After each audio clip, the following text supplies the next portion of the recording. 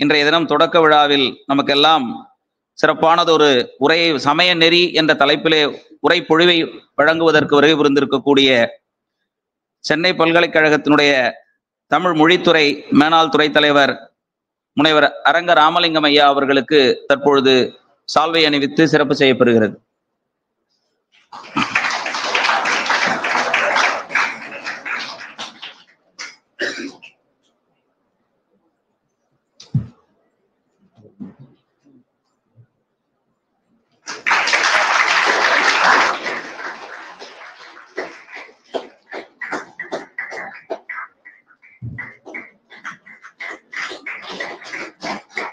அடுத்ததாக இரண்டாவது அமர்விலே நமக்கு திருவெம்பாவையும் வழிபாட்டு மரபும் என்று சொல்லக்கூடிய தலைப்பிலே பொழிவினை வழங்குவதற்காக வருகை புரிந்திருக்கக்கூடிய தஞ்சை தமிழ் பல்கலைக்கழகத்தினுடைய மெய்யியல் துறை தலைவர் முனைவர் கோப்பா நல்லசிவம் ஐயா அவர்களுக்கு சால்வை அணிவித்து சிறப்பு செய்யப்படுகிறது.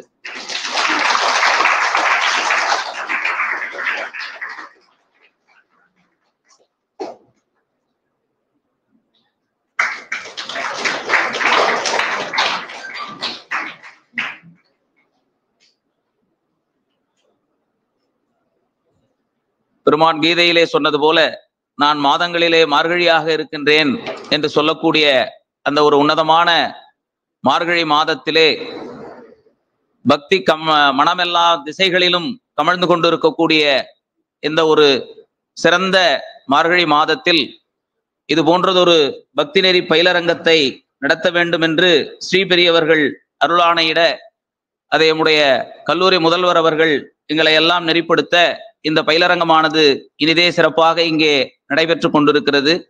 இப்பயிலரங்கத்தின் முதல் பொழிவை வழங்க இருக்கக்கூடிய ஐயா அவர்களை பற்றி அவர்களை அறிமுகம் செய்து வைக்குமாறு எம் தமிழ்துறை உதவி பேராசிரியர் திரு ச நீலமேகம் ஐயா அவர்களை அன்போடு கேட்டுக்கொள்கிறேன்.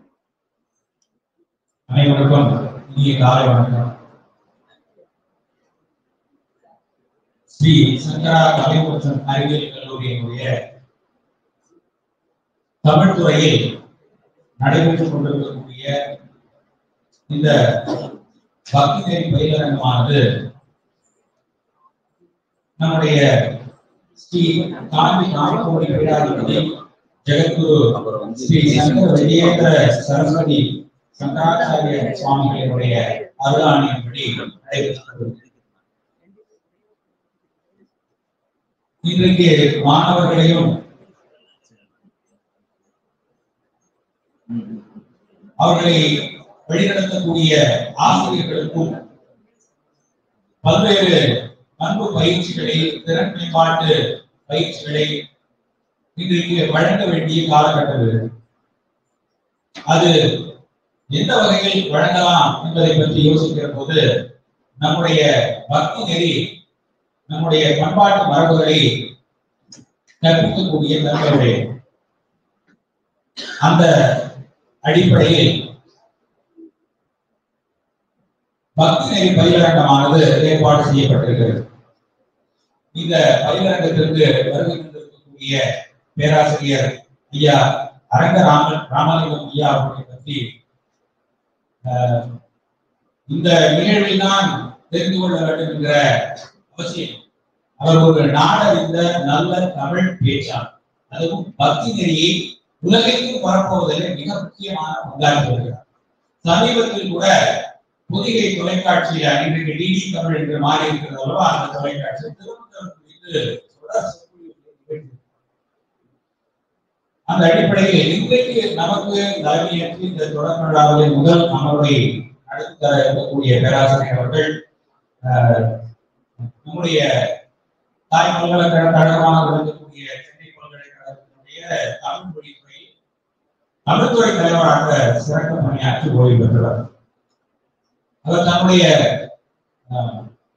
தொடக்க கால பணியினை சென்னை பல்கலைக்கழகத்தினுடைய தொலைதூர கல்வி நிறுவனத்தில் தொடங்கினார்.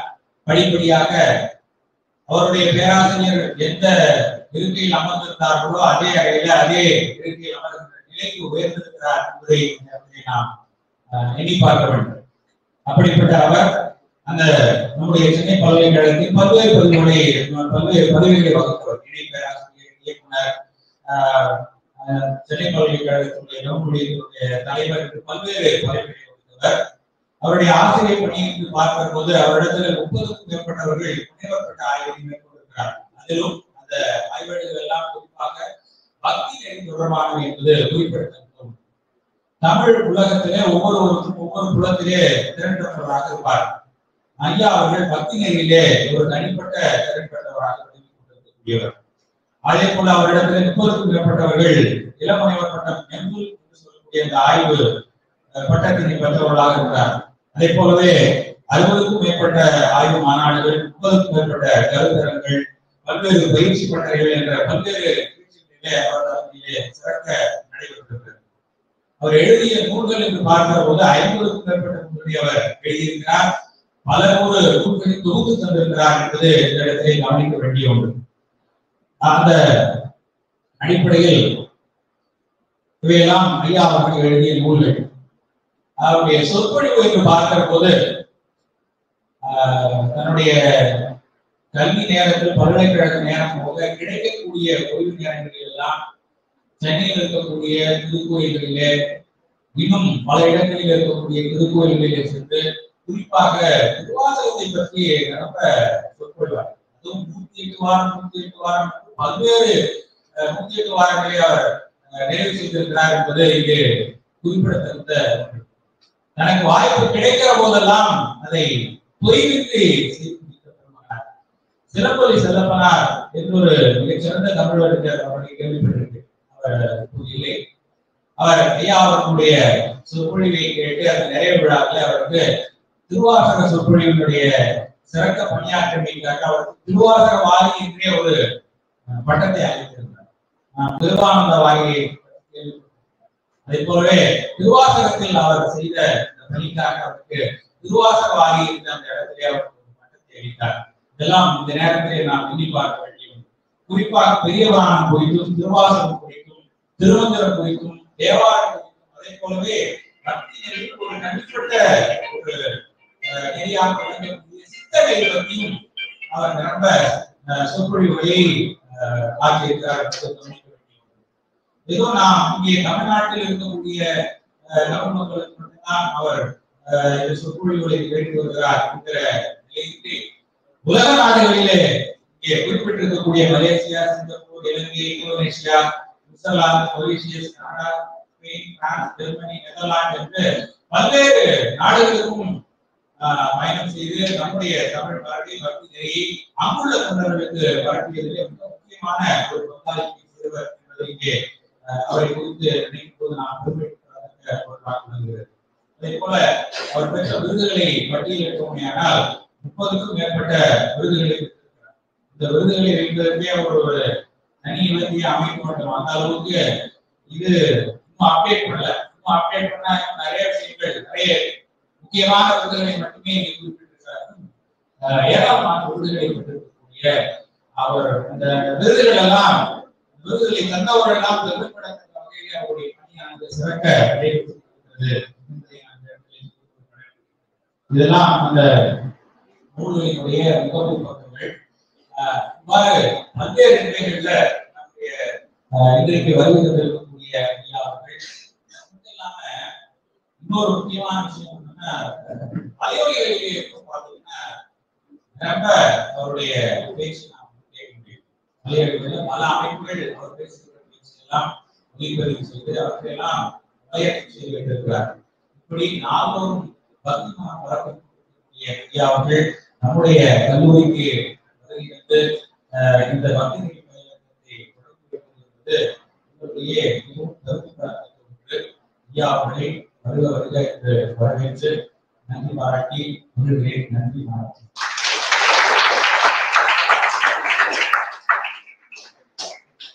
ஐயா அவர்களுடைய மாணவராக இருந்து இன்று நம் கல்லூரியிலே உதவி பேராசிரியராக பணியாற்றி கொண்டிருக்கக்கூடிய முனைவர் சா நீலமேகம் ஐயா அவர்கள் ஐயாவை அறிமுகம் செய்து வைத்தது என்பது சால பொருத்தமுடையது. அவர்களுக்கு நன்றிகளை தெரிவித்துக் கொண்டு தற்பொழுது நம்முடைய சமய நெறியானது நீண்ட நெறிய பாரம்பரியமிக்கது என்று துவங்கியது என்று கணக்கிட முடியாத அளவிற்கு பெருமை வாய்ந்த இந்த சமய நெறியை பற்றி நம்முடைய சென்னை பல்கலைக்கழகத்தின் மேனாள் துறை தலைவர் முனைவர் அரங்க ராமலிங்கம் ஐயா அவர்கள் தற்பொழுது பொழிவினை வழங்க வருமாறு அன்போடு அழைத்து மகிழ்கிறேன்.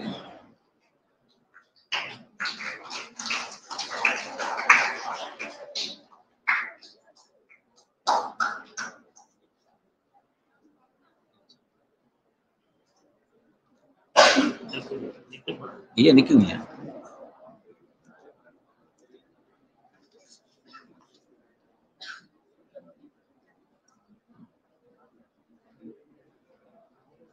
பாராட்டுதலுக்கும் போற்றுதலுக்கும் உரிய பேராசிரிய பெருமக்களே,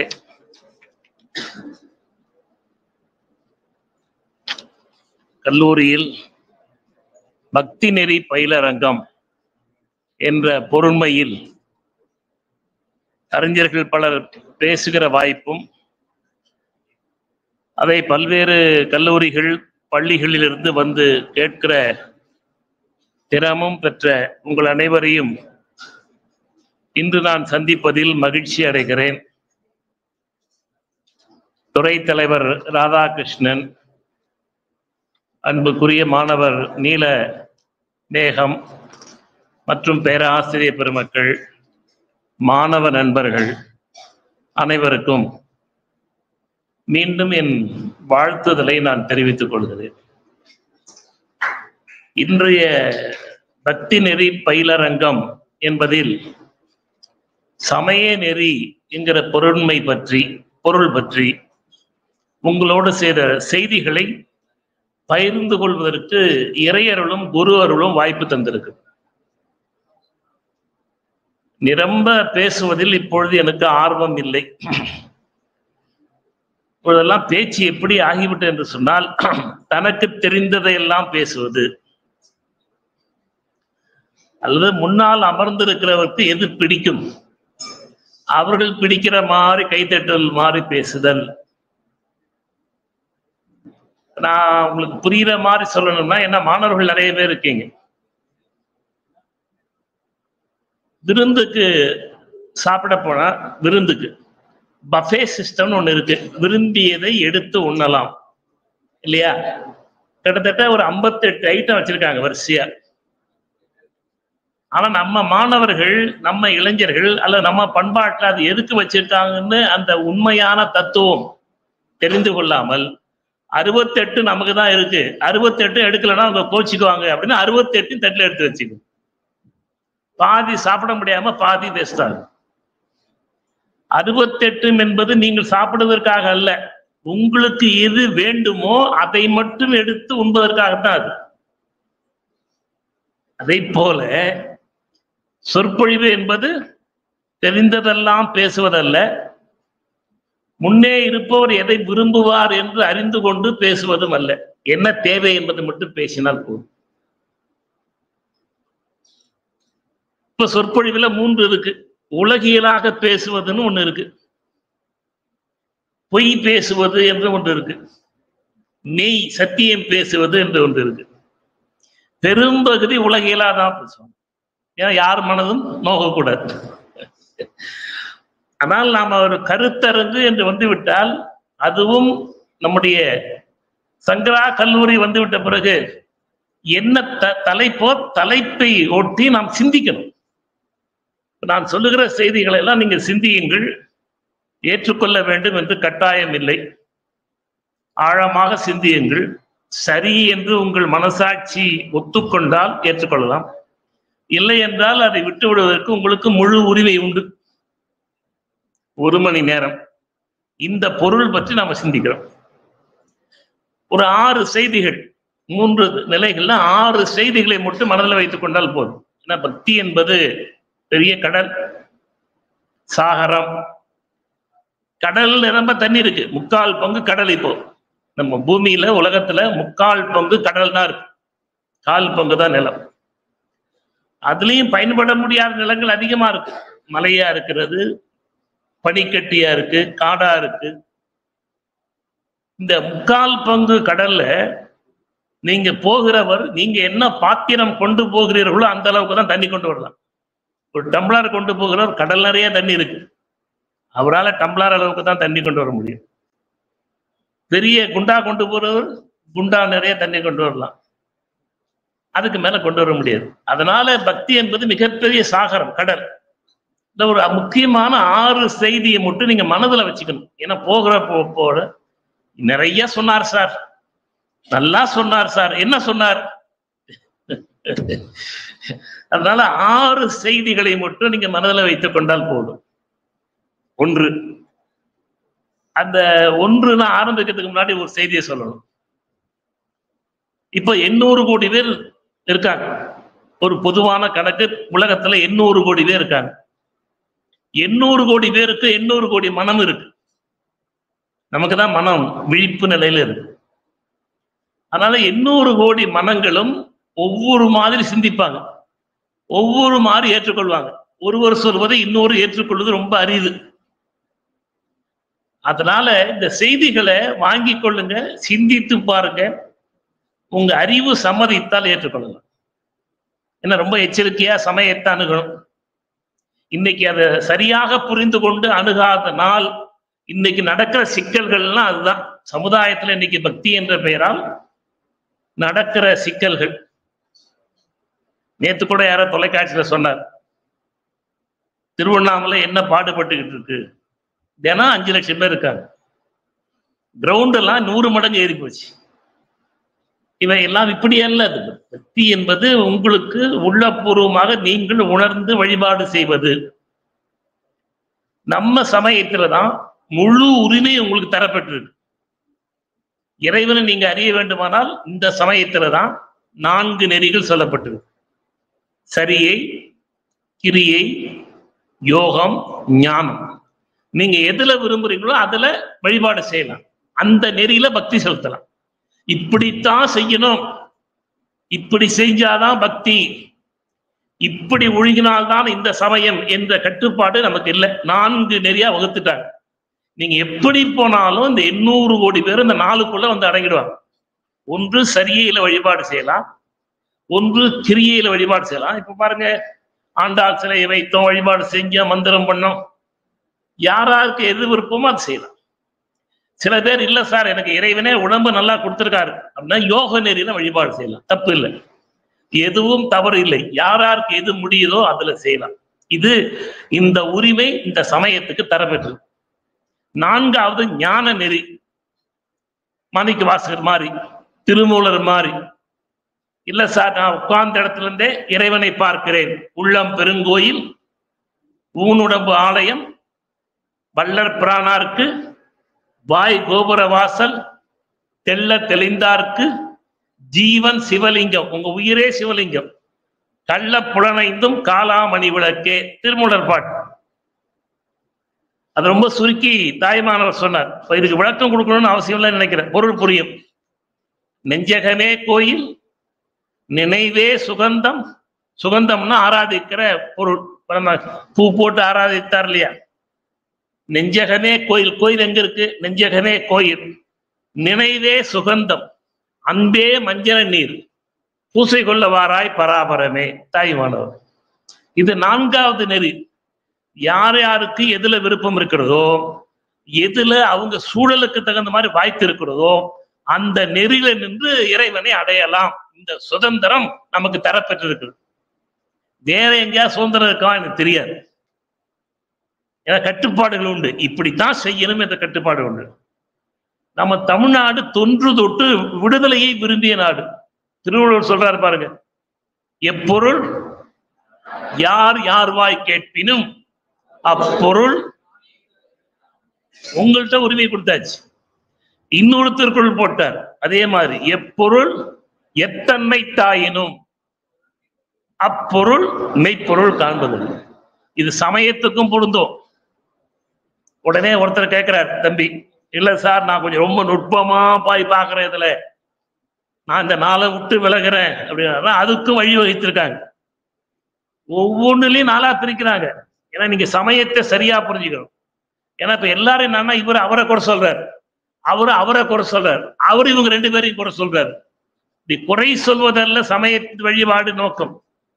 அவரவருக்கு உரிய நெறியை எது என்று முதல்ல உணர்ந்து கொண்டு அந்த நெறியில வழிபாடு செய்வதுதான் நமக்கு இருக்கிற சிறப்பே. நம்ம பெரியவங்க என்ன பண்ணாங்கன்னா ஒன்னே நாளா பிரிச்சாங்க. சரியியல் சரியை நல்லா கவனிக்கிறீங்களா? ஏன்னா இப்ப நான் முடிஞ்சோன்னு கேள்வி கேட்டு பரிசு கொடுப்பேன். கவனிச்சாதான் எனக்கு பதில் சொல்ல முடியும். சரியியல் சரியை, சரியியல் கிரியை, சரியியல் யோகம், சரியியல் ஞானம். அதே மாதிரி கிரியில் சரியை 4 நாளா பிரியும். ஞானமும் 4 பிரியுது. ஞானத்தில் சரியை, ஞானத்தில் கிரியை, ஞானத்தில் யோகம், ஞானத்தில் ஞானம். இப்ப 4 நாளும் 16 வழிமுறை இருக்கு, நெறிமுறை இருக்கு. நம்ம சமய நெறிமுறை 16ஆ பிரிச்சிருக்காங்க. உங்களுக்கு எது ஒத்து வருகிறது, உங்க உடல் நலம், உள்ள நலம், அறிவு நலத்துக்கு எந்த முறை சரியா இருக்கு, சமய சுதந்திரம் நம்ம கொடுத்தாச்சு. நீங்க அந்த நெறியில நின்று இறைவனை வழிபாடு செய்ய வேண்டும். ரொம்ப சரியா புரிஞ்சுக்கிட்டீங்களா? இப்ப செய்யற பொழுது நான் போற வழிதான் சிறந்த வழி, நான் வணங்குகிற வணக்க முறைதான் சிறந்தது, அவர் செய்யறது சரியில்லைன்னு சொல்வது அறியாமைன்னு பார்ப்போம். நீங்க எல்லாம் மாணவர்கள் அதிகமா இருக்கீங்க. கடலை நோக்கி 1000 நதிகள் போகுது உலகத்துல. எந்த நதி நேரா கடலுக்கு போகாது, எல்லாம் பைபாஸ் தான். அங்க திரும்பி இங்க திரும்பி திருமண இடத்துக்கே திரும்பி. கங்கை பாருங்க, எங்க இமயமலையிலிருந்து வடக்குல இருந்து இறங்கி அப்படியே கொஞ்சம் கொஞ்சமா தெற்கு நோக்கி வந்து டெல்லிக்கு முன்னாடி 2ஆ பிரிஞ்சுது. யமுனை கங்கையா பிரிஞ்சு கங்கை ஒரு பக்கம் போயிடும், கான்பூர் பக்கம், லக்னோ பக்கம் அப்படி போயிடும். இந்த பக்கம் வந்தது யமுனை அப்படியே வந்து ஊப்பி அலகாபாத் வந்து திரிவேணி சங்கமத்துல 3 நதிகள் ஒன்றா சேருது. அதுக்குதான் திரிவேணி சங்கமம். அங்கிருந்து கொஞ்சம் நகர்ந்து அப்படியே கிழக்கு நோக்கி காசிக்கு போகுது. பனாரஸ் அதிமுக்தம். காசிலிருந்து திரும்ப வடக்கு நோக்கி போகுது பீகார், பாடலிபுத்திரம், பாட்னா. சங்க காலத்துல பாடலிபுத்திரம், பாட்னா. திருப்பி வடக்கு நோக்கி போய் அங்கிருந்து அதுக்கப்புறம் தென்கிழக்கா கீழே இறங்கி கல்கத்தா வந்து ஹூப்ளியா மாறி 60க்கு மேற்பட்ட பெயர்கள் ஒரே நதிக்கு சுத்துன்னு சுத்துது. ஏன்? இயற்கை அப்படி அடிச்சிருக்கு. அப்படி சுத்தனாதான் மண் வளம் பெறும். இந்த மண் வளம் பெறுவதற்காக இயற்கையே செய்த சூழல். இதை சரியா புரிஞ்சிக்காம பல பேர் என்ன சொல்றாங்க, இந்த நதிக்கே சரியில்லை சார், நேரா போக வேண்டியதுதான் சார் கடலுக்கு. அதுக்கு நோக்கம் கடலுக்கு போறதானே, அது ஏன் இவ்வளவு சுத்துது? எந்த நதியாவது இன்னொரு நதியை பார்த்து அது போகிற வழி சரியில்லை, நாம் போகிற வழிதான் சரின்னு சொல்ல முடியுமா? சரியா இருக்குமா? நீங்க தான் சொல்லணும். சரியாது இல்ல. பத்திகளா கரெக்டா சொல்லிட்டாங்க.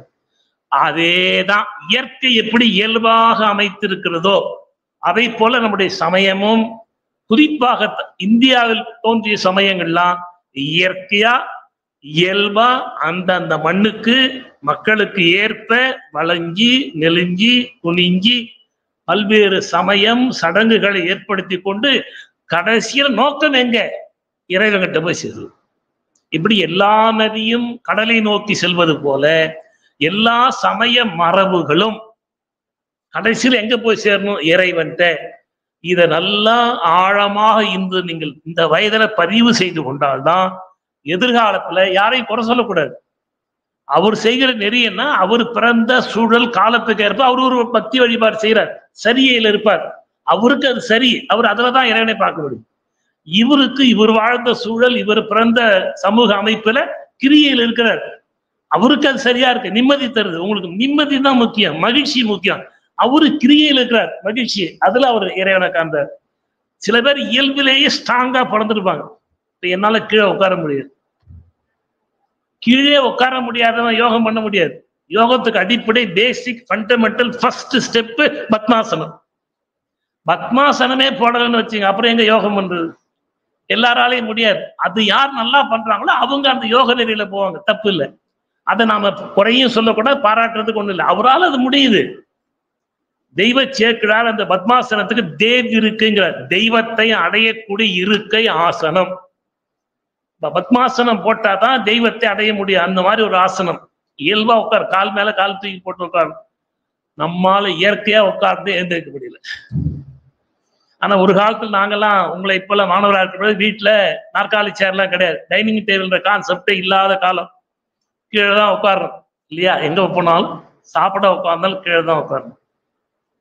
அதுல நீங்க போகலாம். இல்ல சார், நான் மாணிக்க வாசகர் மாதிரி ஞானசம்பந்தர் மகன்மை நெறி சரியை, நாவுக்கரசர் தோழமை நெறி தாச நெறி கிரியை, சுந்தரர் தோழமை நெறி தாச, அது நாவுக்கரசர் தாச மார்க்கம், இவரு யோக மார்க்கம், சுந்தரர். மாணிக்க வாசகர் ஞான மார்க்கம் ஞான நெறி. யாராருக்கு எது பிடிக்குதோ செல்லலாம். தயவு செய்து இதுல ஒருத்தர் குறை சொல்ல வேண்டாம், பட்டிமன்றம் நடத்த வேண்டாம். இது உயர்ந்ததுன்னு சொல்ல வேணாம், இது தாழ்ந்ததுன்னு சொல்ல. உங்களுக்கு எது முடியுது? 4 சொன்னேன், 4 4ஆ பிரிஞ்சு 16 நெறியா ஆயிடும். உங்களுக்கு இதுல எது? அது ரொம்ப ஜாக்கிரதையா இருக்கணும். ஞான நெறியில கொஞ்சம் தவறுனீங்கன்னா கீழே விழுந்தீங்கன்னா கண்ணாடி மாதிரி உடைஞ்சிடும். வள்ளல் பெருமான் கடைசியா திருக்காப்பிட்டு கொள்றதுக்குள்ள ஒரு பாட்டு பண்ணார். அந்த பாட்டை எழுதி கொடுத்தார். உணர்ந்து உணர்ந்து அப்படி நிறுத்தினா என்ன அர்த்தம்னா அடுத்த வரையும் நீங்க சொல்லணும்னு அர்த்தம். உணர்ந்து உணர்ந்து நெகிழ்ந்து நெகிழ்ந்து, இதுதான் பக்தியின் உச்சம். பக்தி உச்சம் எதுன்னா உணர்ந்து நெகிழ்ந்து ஆற்றலுக்கான கண்ணீர் ஆறாக பெருகி உள்ளம் உருகி தான் வழிபாடு செய்யும். வள்ளலார் அதை கடைசியை சொல்றார். உணர்ந்து உணர்ந்து நெகிழ்ந்து நெகிழ்ந்து அன்பே நிறைந்து நிறைந்து ஊற்றெழும் கண்ணீர் அதனால் உடம்பு நனைந்து நனைந்து நன்னிதியே ஞான நடத்தரசே என்னுரிமை நாயகனே என்று வணைந்து வணைந்து ஏத்துதும் ஒம்மின் உலகியலீர். எதுக்காக கூப்பிட்டாரா? காஃபி சாப்பிட்றதுக்கா? படை போண்டா சாப்பிட்றதுக்கா? மரணமிலா பெருவாழ்வில் வாழ்ந்திடலாம் கண்டீர் பொய் புகழேன் புனைந்துரையேன் சத்தியம் சொல்கின்றேன் சிற்சபையில் பொற்சபையில் புகுந்தருணம் இதுவே. உருகினால்தான் இறைவனை அடைய முடியும். ஞானத்தின் உச்சம் அதுதான். எதுக்கு இந்த பாட்டை சொன்னா, இதுக்கு என்ன தலைப்பு கொடுத்திருக்காரு? ஞான சரியைன்னு கொடுக்கிறார். இது ஞானத்தில் ஞானம். உருகி உருகி இறைவனை வழிபாடு செய்தவர் தான் மாணிக்க வாசகர்.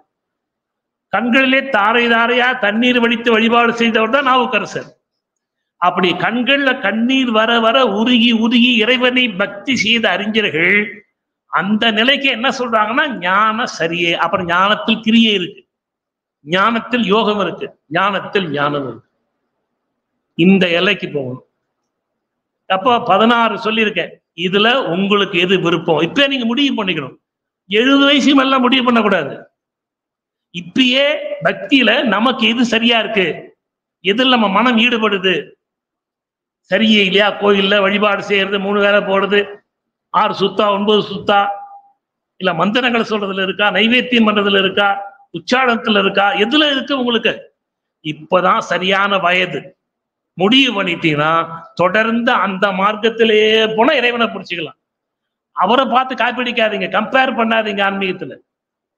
ஆன்மீகத்துல மட்டும் கம்பேர் பண்ணக்கூடாது. ஏன்னா உங்களுக்கு ஒரு அமைப்பு, உடல் அமைப்பு இருக்கும், உள்ள அமைப்பு இருக்கும். உங்களுக்கு எது பிடிக்குதோ அதில் தான் நீங்க போகும். இப்ப எல்லாம் காலைல ஆண்டாள் வழிபாடு பண்ணாங்க. எத்தனை பேருக்கு ஆண்டாள் பாசுரம் 30 தெரியும்? கை தூக்குங்க பார்க்கலாம். நான் மாணவர்களை கேட்கிறேன். மாணவர் தானே அவங்க? கை தூக்குனவங்க. சரி, திருப்பாவை பாசுரம் 30 மாணிக்க வாசகரும் பாடியிருக்கார். திருவம்பாவை அது எத்தனை? 20. ஏன்னா உடனே பையன் என்ன சொன்னா 30 பாசுரம், உடனே மாணிக்க வாசகர் 30. அவர் திருவம்பாவை 20 பாட்டு தான் பாடினார். ஆதியும் அந்தமும் இல்லா அரும்பெரும் ஜோதியை அம்பாட கேட்டேயும் வளருதியோ வன்செவியோ நின் செவிதான். அப்படி நிறுத்தினா என்ன அர்த்தம் சொல்லியிருக்கேன். என்ன அர்த்தம்? நீங்க சொன்னாதானே விழித்து கொண்டு இருக்கிறீங்கன்னு எனக்கு தெரியும். நீங்க கடைசியில தூங்கிட்டு இருந்தீங்கன்னா எனக்கு தெரியாதுல்ல. திருப்பாவை திருவம்பாவை திருப்புல எழுச்சி மனப்பாடம் பண்ணணும். அதை சொல்றதுக்கா சார் நீங்க வந்தீங்கன்னு கேட்காதீங்க. ஏன்னா உடலுக்கு எக்ஸசைஸ், உடல் பயிற்சி செய்யறோம், அது உடலுக்கு எக்ஸசைஸ். உடல் உறுதி செய்வதற்காக பிரெயின் நிறைய பேருக்கு இப்ப நினைவாற்றல் போகுது, அமினிஷா வருது. நிறைய பேருக்கு நினைவு இல்லாம இருக்காங்க என் கூட படிச்சவங்க எல்லாம். என்ன காரணம்? இப்ப மனம் பிரெயின் என்பகிற நினைவாற்றல் போயிடுறது காரணம். பிரெயினுக்கு யாரும் பயிற்சியே கொடுக்கறது இல்ல. உடல் பயிற்சி தெரியுது, பிரெயினுக்கு என்ன பயிற்சி? மனப்பாடம் செய்தல் தான். நாள்தோறும் மனப்பாடம் செய்வதை ஒப்புவித்தல்.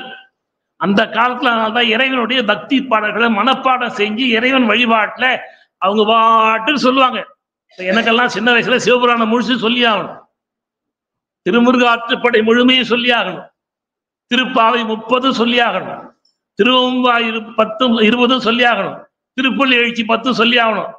வைணவத்திலையும் திருப்புள்ளி எழுச்சி, சைவத்திலையும் திருப்புள்ளி எழுச்சி இருக்கு. வைணவத்துல திருப்புள்ளி எழுச்சி யார் பாடுறது? தொண்டரடிப்பொடி ஆழ்வார் என்கிற விப்ர நாராயணர். தமிழின் எளிமையின் எல்லையை கண்டவர் அந்த பாட்டு. திரைப்படத்திலே வந்திருக்க பச்சைமா இல்ல. மாணவர்கள் ரொம்ப தெளிவா இருக்காங்க. நீ பேச வந்த, நீ பாட்டு பேசிட்டு போ, என்ன கேள்வி எல்லாம் கேட்காது. தமிழ இவ்வளவு எளிமையா சொல்ல முடியுமா? பச்சை விளக்கம் தேவையில்ல. பச்சைமா மலைபோல் வேணி பவளவாய் கமல செங்கன் அச்சுதா அமரரேரே ஆயிரதம் கொழுந்தே என்னும் இச்சுவை தவிர. இந்த பக்தி சுவை இருக்கே, உன்னை நாள்தோறும் வழிபாடு செய்கிறனே, இந்த இச்சுவை தவிர யான் போய் இந்திர லோகமாலும் அச்சுவை பெரினும் வேண்டேன். எனக்கு வேண்டாம். அரங்கமா நகருளானே. அருமையான பாசுரம். ஆழ்வார்கள் அருளி செய்யல பாசுரம் சொல்லணும். இதெல்லாம் சில மரபு. அடுத்த பாட்டு ஒண்ணு இருக்கு, எல்லாம் சினிமாவில் வந்திருக்கு, அதனால கேட்டேன், இல்லைன்னா நான் கேட்க மாட்டேன். திரைப்படத்துல வந்திருக்கு, திருமால் பெருமைன்னு ஒரு படம் வந்துதான். அடுத்த பாசுரம், ஊரிலேன் காணி இல்லை, உறவு மற்றொருவர் இல்லை, பாரிலின் பாத மூலம் பற்றினேன் பரமமூர்த்தி. என்னுடைய துன்பத்தை போக்குறதுக்கு ஒன்ன விட்ட ஆருளர் கலைகன் அம்மா அரங்கமா நகருளானே, காரொளி வண்ணனே கண்ணனே கதறுகின்றேன். இந்த வயசுல படித்தாதான் உண்டு. எங்களை மாதிரி வேலைக்கு வந்துட்டீங்கன்னா படிக்க முடியாது, 1000 பிரச்சனை வரும், 1000 சமூக பிரச்சனை வரும். இப்ப படிங்க. இப்ப படிக்கிறதா பின்னாடி இருக்கிற 60-70 ஆண்டு கால வாழ்க்கைக்கு இதான் அடிப்படை. இப்ப நிரம்ப மனப்பாடம் செய்யுங்க. ஏன்னா இந்த மனப்பாடம் தான் உங்க பிரெயினை எப்பொழுதும் சுறுசுறுப்பாக ஆக்டிவா வைத்துக்கிட்டு இருக்கோம். டாக்டர்கிட்ட போகாதீங்க, மருந்து மாத்திரை சாப்பிட வேண்டாம். உடல் பயிற்சி எப்படியோ உடலுக்கு, அந்த மாதிரி மனப்பயிற்சி, மனப்பாடம் பிரெயினுக்கு நல்ல பயிற்சி. நன்றாக மனதில் வைத்து சொல்லுங்க. ஏன்னா இப்ப இருக்கிற நியூராலஜிஸ்ட் எல்லா டாக்டரும் அதுதான் சொல்லிக்கிட்டு இருக்காங்க. போன உடனே கேட்கறாங்க நியூராலஜிஸ்ட், என்னங்க மனப்பாடம் பண்றது இல்லையா, பாட்டு ஒப்பிக்கிறது இல்லையா, இனிமே மனப்பாடம் பண்ணுங்க, ஒப்பிங்க. சின்ன வயசுல எங்களுக்கு எல்லாம் மனப்பாடம் 16 வாய்ப்பாடு மனப்பாடம் பண்ணி ஒப்பிக்கணும். 1 16 16 2 16 32 3 16 48 46 64 5 16 80 6 16 96 இப்படி சொல்லலைன்னா பெஞ்சு மேலதான் நிக்கணும். அப்ப மனப்பாடம் அன்னைக்கு பண்ணத்தான் இன்னைக்கு எங்களுக்கு 72 வயசுலயும் நினைவாற்றல் சரியா இருக்கு. நினைவாற்றல் உங்களுக்கு பெருகணுமா, பக்தி என்ற அமைப்பிலேயாவது மனப்பாடம் பண்ணுங்க, பாசுரங்களை பண்ணுங்க, பதிகங்களை பண்ணுங்க. எவ்வளவுக்கு எவ்வளவு மனப்பாடம் பண்ணி ஒப்புக்கிறீங்களோ அந்த அளவுக்கு உங்களுக்கு நினைவாற்றல் இருக்கும். சரி, இப்ப முதல் செய்தி பக்தி தொண்டு. இதுதான் ரொம்ப அடிப்படை. சமய நெறிக்கு எது ரொம்ப முக்கியம்னா நீங்க பக்தி செலுத்தணும். பக்தினா என்ன? அதுவே இப்ப நமக்கு சிக்கலா இருக்கு. பக்தினா என்ன? அதான் சார் பக்தி. பக்தி அதான் சார் பக்தி. நான் தினந்தோறும் பக்தி செய்வேன், கோயிலுக்கு போய் பக்தி. என்ன பக்தி? அதை கூட ஒரு குருபுரான் அறிவிக்கணும். மாணிக்க வாசகர் சொல்றார் திருவாசகத்துல, மொத்தம் 51 தலைப்பு. முதல் தலைப்பு சிவபுராணம். எல்லாருக்கும் தெரியும் இல்லையா? நமச்சிவாயம் வாழ்க. ஏன்னா சினிமாவில் திருவிளையாடலே எங்க அம்மா சாவித்திரி அம்மா பாடிட்டாங்க. நமச்சிவாயம் வாழ்க, நாதன் தாழ் வாழ்க, இமை பொழுதும் என் நெஞ்சில் நீங்காதான் தாழ் வாழ்க, கோகழியாண்ட ஆகமமாய் நின்று அன்னிப்பால் தாழ்வார். கடைசியில பாட்டின் பொருள் உணர்ந்து சொல்லுவார் செல்வர். எங்க செல்வாங்க? சிவபுரத்தின் உள்ளார் பல்லோரும் ஏத்த பணிந்து. மனப்பாடம் பண்ணணும். 96 அடியா 95 அடியா சிவபுராணம்? ஏதோ ஒண்ணு இருக்கட்டும், மனப்பாடம் பண்ணணும், ஒப்பிக்கணும். அதுதான் மனசுல போய் நிற்கும். அவர் சொல்றார் மாணிக்க வாசகர், பக்தி என்பதை தெரிந்து கொள்ள வேண்டும்ங்கிறார். கடைசி 51 தலைப்பு அச்சோபதிகத்துல முதல் பாட்டு, முக்தி நெறி அறியாது மூர்க்கரோடு முயல்வேனை பக்தி நெறி அறிவித்து சித்தமல மறுத்து என் சிவமாக்கி எனையாண்ட என் அத்தன் எனக்கு அருளியவாறு ஆர்வெருவார் அச்சோவே. அப்ப பக்தி நெறியே ஒரு குருபுரான், இதுதான் பக்தி, இப்படிதான் பக்தி செய்ய வேண்டும் என்று அவர் சொன்னாதான் தெரியும். சொல்லாத வரைக்கும் நாமளா கராம்புரான் இப்ப செய்யற மாதிரிலாம் செய்யக்கூடாது. எந்த முறையும் இல்லாமல் எந்த விதிமுறையும் பின்பற்றாமல் செய்வதற்கு பேர் பக்தி இல்லை. அது இறைவனை ஏற்றுக்கொள்வது. நீங்க எதை செய்தாலும் உங்க மனம் சம்மதிக்க, அறிவு சம்மதிக்க தெரிந்து கொண்டு செய்யணும், ரொம்ப முக்கியம். ஆதிசங்கரர் விவேக சூடாமணியில சொல்றார். ஆதிசங்கரர் சொல்றார், விவேக சூடாமணி அருமையான ஞான களஞ்சியம், 33வது சூத்திரம். இந்த கலிகாலத்தில் பக்தி செய்வ இறைவனை அடைவதற்கு ஒரே வழிதான் இருக்குங்கிறார். என்னுடைய கருத்துல ஆதிசங்கரர் நூல் விவேக சூடாமணி 2 வரிதான் சொல்றார். 33 இந்த கலிகாலத்தில் இறைவன் அடைவதற்கு ஒரே வழிதான் இருக்கு. அது என்ன? பக்தி. என்ன, எப்படி பக்தி செய்யறது? அவர் விளக்குறது. ஏன்னா அவர் அத்வைதம், 3 தத்துவ கொள்கை 4வது வந்திருக்கு. முதல்ல ஆதிசங்கரர் கிட்டத்தட்ட 8ஆம் நூற்றாண்டு என்று வைத்துக் கொள்ளலாம். அத்வைதம் 200 வருஷம் கழிச்சு 10ஆம் நூற்றாண்டு உடையவர் ராமானுஜர் விசிஷ்டாத்வைதம், 13ஆம் நூற்றாண்டு மற்றவர் துவைதம், 14ஆம் நூற்றாண்டு மெய்கண்டார் சைவ சித்தாந்தம் முப்பொருள் கொள். இதுதான் நம்ம சமய மரபுல செல்வாக்கா தமிழ்நாட்டில் இருக்கிற 4 தத்துவ மரபுகள். இதுல நீங்க எதுல வேணாலும் பின்பற்றலாம், எந்த தத்துவத்தை பின்பற்றியும் பக்தி செய்யலாம், அதுல ஒண்ணு தப்பு இல்லை. ஆதிசங்கரர் சொல்றார், பக்தி நெறி தான் இந்த கலிகாலத்துக்கு ஏற்றது. 4 யுகம் இருக்கு இல்லையா? சதுர்யுகம், கிருதயுகம், திரேதாயுகம், துவாபர யுகம், கலியுகம். இந்த யுகத்துக்கு ஏற்றது பக்தி. எது பக்தி என்றால், உன்னை உருவாக்கி உனக்குள்ளே இருக்கிறது அல்லவா ஒரு பொருள், தலைமுறை தலைமுறை காலம், அது எது என்று தெரிந்து அதை கண்டு வழிபாடு செய்வது பக்தி.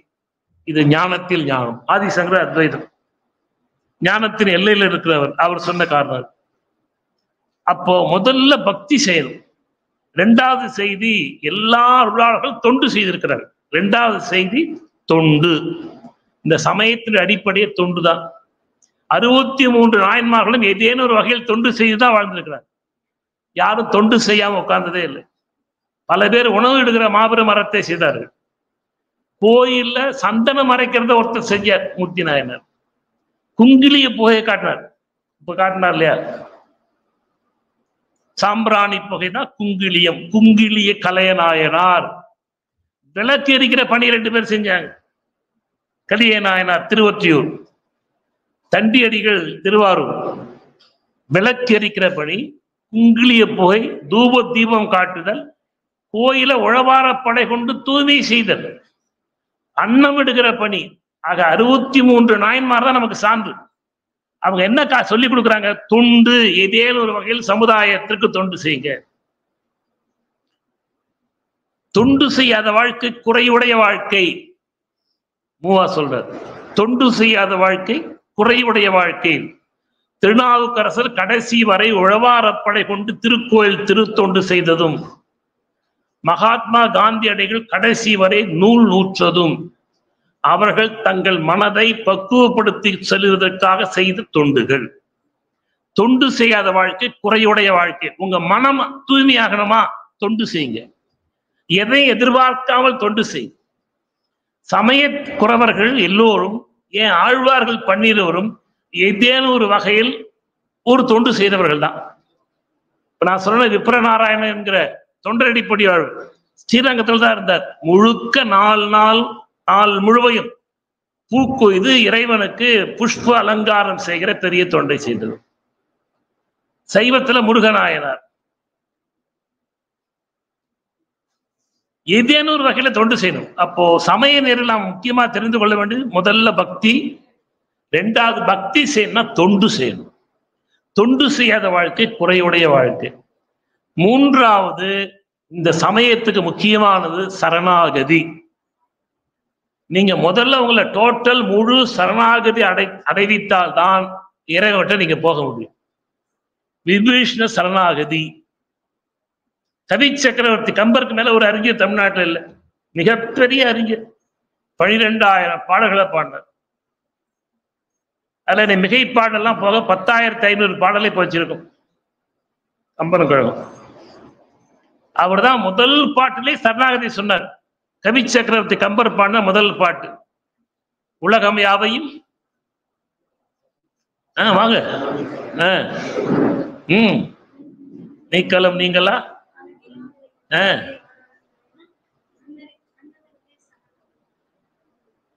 முடிச்சிட்டாங்க. அழகிலா விளையாட்டுடையார் அவர் தலைவர், அன்னவர்க்கே சரண் நாங்களே. யாருடைய மனம் ஈகோ தன்முனைப்பு இழந்து முழு சரணாகதி ஆகிறதோ அவர்கள் தான் தொண்டு செய்ய முடியும், அவர்கள் தான் பக்தி செய்ய முடியும். படிப்படியா சொல்லிட்டு வர்ற இந்த சரணாகதி என்கிற மனம் அடைந்தால்தான், முழுமையா ஒப்புவித்தால்தான் தொண்டு செய்ய முடியும். இல்லைன்னா நீங்க யாருக்கும் தொண்டு, நீங்க தான் ஈகோவில் இருப்பீங்களே. நான் யார் தெரியுமா, தெரியுது அவங்கள பத்தி. சினிமாவில் ஒரு பாட்டு வந்திருக்குல்ல, நான் யார் தெரியுமா, எடுத்து சொன்னால் இந்த நான் என்கிற ஈகோ யாருக்கு முழுமையா போகிறதோ அவர்கள் தான் தொண்டு செய்ய முடியும். சரணாகதி அந்த தொண்டு மனப்பான்மை வருவதற்கு தான் உண்மையான பக்தி செலுத்த முடியும். அப்ப இந்த சரணாகதி ரொம்ப முக்கியம். திருவாசகத்திலேயும் ஒரு 10 சரணாகதி. யாருக்கா நினைவு இருக்க? என்ன தலைப்பு? உடனே நல்ல சிவம் என்ன பாக்குறாரு? நான் நல்ல சிவத்துக்கே கேள்வி கேட்கல, ஆசிரியர்களுக்கும் கேள்வி, மாணவர்களுக்கு தான் கேள்வி. அடைக்கல 10 51 தலைப்பு இருக்கு இல்லையா திருவாசத்துல. முதல் சிவபுராணம், கடைசி அச்சோபதிகம், 37 பிடித்த 10. அதுல அடைக்கல 10 சரணாகதி, டோட்டல் சரண்டர். அப்போ சரணாகதி என்பது இந்த சமயத்துல ஒரு முக்கியமான நிகழ்வு. சரணாகதினா உங்களோட ஈகோ முழுமையா போகணும். அப்பதான் நீங்க தொண்டு செய்வீங்க. அப்பதான் உங்களை மறந்து ஈகோ போனதான் உண்மையான பக்தி. தலைக்கு மேல கையை வச்சு பக்தி செலுத்துவீங்க, இல்ல பக்தி செலுத்த முடியாது. கம்பர் சொல்றார், இரணையின் வதைபடலம். அது எப்படி பக்தி செலுத்தணும்னு சொல்றார், எப்படி மந்திரத்தை சொல்லணும். பிரகலாதன் வழியா கம்பநாட்டாழ்வார் சொல்றார், சொல்றவன் விபீஷ்ணர். ஓம் நமோ நாராயணாய. நான் சொல்றது கவி சக்கரவர்த்தி கம்பர் பாட்டு. ஓம் நமோ நாராயணாய என்று உளமுருகி தான் அமைந்திரு தடக்கைகள் தலைமிசை வைத்து பூ நிற கண்கள் புனல் உக மயிர்புறம் பொடிப்ப ஞான நாயகன் இருந்தனன் அந்தனன் நடுங்க. எப்படி மந்திரத்தை சொல்லணும்? உருகி சொல்லணும், நம்மை மறந்து சொல்லணும், ஈடுபாட்டோடு சொல்லணும். அப்ப உங்களுக்கு முதல்ல சரணாகதி வரணும். ஏன்னா பிரகலாதன் முழுமையா சரணாகதி அடைஞ்சிட்டாரு இறைவன்கிட்ட. அப்ப சரணாகதி அடைந்தால்தான், ஈகோ போனால்தான் தொண்டு செய்ய முடியும். இந்த 2 பண்பு இருந்தாதான் பக்தி செய்ய முடியும், இல்லைன்னா பக்தி செய்ய முடியாது. அதுக்கு அடுத்தது இப்போ 3 சொல்லிட்டீங்க சார். இந்த சரணாகதி வரணும், நாங்க என்ன செய்யணும்? உங்களுக்கு உள்ளம் உருகணும். உள்ளம் உருகலன்னா பக்திக்கு இந்த பக்கமே யாரும் வரமாட்டீங்க. அழுதால் உன்னை பெறலாமே மாணிக்க வாசகர். அழுது அழுது அடி அடைந்த 3 பேர்ல முக்கியமானவர் முதல்ல மாணிக்க வாசகர், 2வது திருநாவுக்கரசர், 3வது வள்ளலார். வள்ளலார் கேட்கிறார், உன்னுள் இருக்கும் இறைவனை காண வேண்டுமா? உன்னுள் இருக்கும் இறைவனை காண வேண்டுமா? அப்படி காண வேண்டும் என்று நினைப்பவர்களுக்கு அழுத கண்ணீர் மாறுமா? ஆகாரத்தில் இச்சை வருமா? நமக்கு கண்கள் கண்ணீர் வரல, ஆகாரத்துல இச்சை போகல, எப்படி இறைவன் காட்சி கிடைப்பார்? நம்ம சமயம் என்று சொல்லுவதனாலேயோ பக்தி என்று சொல்லுவதனாலேயோ பலன் வராது. உள்ளம் உருகணும், கண்கள்ல கண்ணீர் பெருகணும். அப்பதான் நம்ம இந்த உலகத்துல இருந்து மாறி இறைவன்கிட்ட அன்பு செலுத்த முடியும். இப்ப 4வது படிநிலை சொல்லியிருக்கேன், உருக்கம். இந்த உருக்கம் வந்தாதான் 3வது படிநிலை சரணாகதி வரும். சரணாகதி வந்தாதான் 2வது பண்பு தொண்டு செய்ய முடியும். தொண்டு நல்லா செய்யறவர் தான் உண்மையா பக்தி செய்ய முடியும். ஒன்றோடு ஒன்று தொடர்புடையது. திடீர்னு யாரும் மேல போயிட முடியாது. படிப்படியாக தான் உங்களை உணர்ந்து கொண்டுதான் போக முடியும். இதுக்கு உள்ளம் உருகணும். நல்ல தமிழ்ல ஒரு பழமொழி இருக்கு, உள்ளம் உருகாருக்கு கள்ளம் கருகாது, ஞான வெள்ளம் பெருகாது. உள்ளம் உருகாருக்கு கள்ளம் கருகாது. நம்மகிட்ட ஒரே கள்ளத்தனம் இருக்கு. ஐம்புல வேடரில் அயர்ந்தனை தம்முதல் குருவுமாய் தவத்தினில் உணர்த்த விட்டு அந்நியின் இன்னியின் அரண்கடல் செல்லுமே சிவஞான போதம் 8வது நூற்பால். நம்ம எல்லாம் அந்நியமாக இருக்கிறோம், உள்ள கள்ளத்தனம் இருக்கு. எப்ப இது போகும்? உள்ளம் உருகி அழணும். உள்ளம் உருகாருக்கு கள்ளம் கருகாது. இது ரெண்டும் போனாதான் ஞான வெள்ளம் பெருகும். இப்ப பாருங்க, அப்ப நீங்க உருகணும். உருகி உருகி மனம் மென்மையானாதான் சரணாகதி வரும். சரணாகதி வந்தாதான் இன்னொருத்தருக்கு போய் தொண்டு செய்வீங்க. சொல்றது எளிமை. எல்லாரும் உள்ளத்திலயும் ஒரே கடவுள் தான் இருக்கிறார். அங்குங்கிறாதபடி எங்கும் பிரகாசமாய் ஆனந்த பூர்த்தியாகி அருளோடு நிறைந்திருக்கிறார். நல்லதா இருக்கு தாய்மாடர் முதல் பாட்டு. ஆனா பயிற்சியில வராமல் இந்த உண்மையான பக்திக்கு, உண்மையான தொண்டுக்கு நீங்கள் போக முடியாது. சரி சார், உருக்கம் வந்துருச்சு, அதுக்கு மேல என்ன செய்யணும்? இந்த உருக்கம் வரணும்னா 5வது ஒண்ணு இருக்கு. அப்பதான் உங்களுக்கு உருக்கம் வரணும். அப்பதான் சரணாகதி வரும். என்ன? இந்த மரபுல ஆச்சாரியர்கள் துணை வரணும். மேல என்ன சொன்னாங்களோ அதை நாம் நடத்தணும். எனக்கு இருக்கிற வருத்தம் எல்லாம் சைவமோ வைணவமோ, நம்ம 2 பத்தி மட்டும் பேசுவோம். இப்ப சைவத்துல நான் நடக்கிறேன்னா என்ன செய்யணும்? அவர் விரும்பியதெல்லாம் செய்யக்கூடாது. நான் சொல்றது வாங்கிக்கிறீங்களா இல்ல போர் அடிக்கிறா உங்களுக்கு தெரியல. எனக்கு என்ன எப்படி இருக்கு, பேசாம இருக்கீங்களா? அன்றடர்ந்த செந்தாமரை முகத்தினை ஒத்ததம்மா கம்மன் சொன்ன மாதிரி. நாம விரும்பி இதெல்லாம் செய்வதெல்லாம் பக்திமா இருக்கும். நான் நினைச்சதெல்லாம் செய்யறதெல்லாம் பக்தி. சைவன் எடுத்துக்கொண்டாங்க. நமக்கு முன்ன இருந்த ஆச்சாரியர்கள் 4 பெருமக்கள் என்ன சொன்னாங்க? அவங்க பாடின தேவாரம் திருவாசகம் என்ன சொல்லுது? அதன்படி ஒழுகுதல் தான் பக்தி. சைவமா இருந்தா கிட்டத்தட்ட 12 திருமுறையா தொகுத்து வச்சிருக்கோம் சைவத்துல. 18,300 பாட்டு ஆசான் டேட்டு பிரிண்ட்ல கிடைக்குது, புத்தகம் கிடைக்குது. 12 திருமுறை 18,300 பாட்டு. அதுல என்ன சொல்லியிருக்கிறாங்களோ அதன்படி நீங்க ஒழுகுங்க, அதுக்கு பேர் சைவம். அதை சொல்லாததெல்லாம் இன்னைக்கு 90 விஷயம் நடக்குது. தினம் கேமராவில் காமிக்கிறாங்க, டிவியில காமிக்கிறாங்க. எனக்கு அப்படியே பார்த்துட்டு இருப்பேன். இது யாருமே சொல்லலையே இதுக்கு முன்ன. இந்த 12 திருமுறையில இது இல்லையே. 18,300 பாட்டு இந்த விஷயமே சொல்லலை. இது எப்படி செஞ்சுட்டு இருக்காங்க? அதனால நீங்களாம் சிந்திக்கணும். நமக்கு முன்னவங்க என்ன சொன்னாங்களோ அதன்படிதான் வாழணும். பக்தியை பொறுத்த வரைக்கும் அவங்க என்ன நெறி காட்டினாங்களோ அதுபடி ஒழுகும். வைணவமா இருந்தா 12 ஆழ்வார்கள் என்ன சொன்னாங்க? அருளி செயல் 4000 பாசுரம் சொல்லியிருக்காரு. இந்த 4000 பாசுரத்துல அவங்க என்ன சொன்னாங்களோ அதன்படி நடக்கிறது தப்பே இல்லை. ஆனால் அவங்க சொல்லாததெல்லாம் இப்ப நடந்துகிட்டு இருக்கு. அது எப்படி சமய நிறைய ஏற்றுக்கொள்வது? நான் சொல்றது கொஞ்சம் புரிஞ்சுதா புரியலையா? அதனால இன்னும் கொஞ்சம் அதை கீழே இறங்கிடுவேன், விளக்கிடுவேன். ஒரு 5 மட்டும் சொல்றேன். நான் ஒரு 20-25 செய்தி சொல்ல முடியும். நேத்து தொலைக்காட்சியில பார்த்தேன். நேத்து தொலைக்காட்சி இந்த பக்கம் தேன்கனி கோட்டையா தென்கனி கோட்டையா நேத்து தொலைக்காட்சியில காமிச்சாங்க. பரிசா எல்லாம் உட்காந்து தள்ள தேங்காய் உடைச்சிக்கிறாங்க. நம்ம அரசாங்கம் என்ன சொல்லுது? ஹெல்மெட் போலன்னா 1000 ரூபாய் ஃபைன். ஏன்?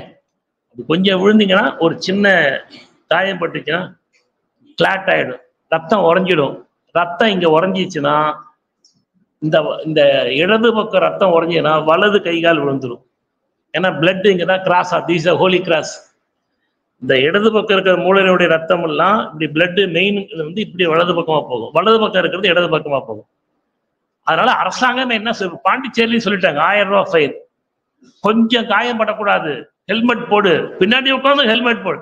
இப்படி எல்லாம் சொல்ற இந்த நாட்டுல நேத்து டிவியில பார்த்தா, அது ஆண்டுதோறும் நடக்குது. நேத்து டிவியில காலையில தென்கனி கோட்டையா கிருஷ்ணகிரி தேங்கனி கோட்டையா வரிசையா உட்காந்து அடி அடிக்கிறான். 2 தேங்காய் 3 தேங்காய் வச்சான்.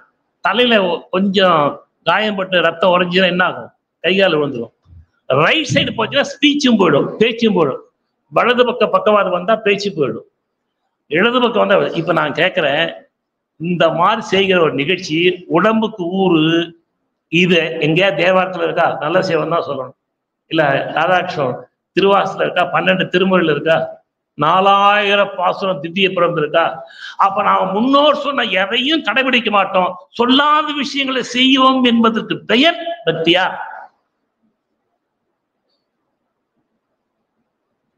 போன வாரம் பார்த்தேன், 2 லாரி சாணியை வச்சு சாணி அடிச்சு, சாணி திருவிழா, ஒருத்தர் மேல ஒருத்தர் சாணி அடிச்சு சாணியில விழுந்து பிறல்றாங்க.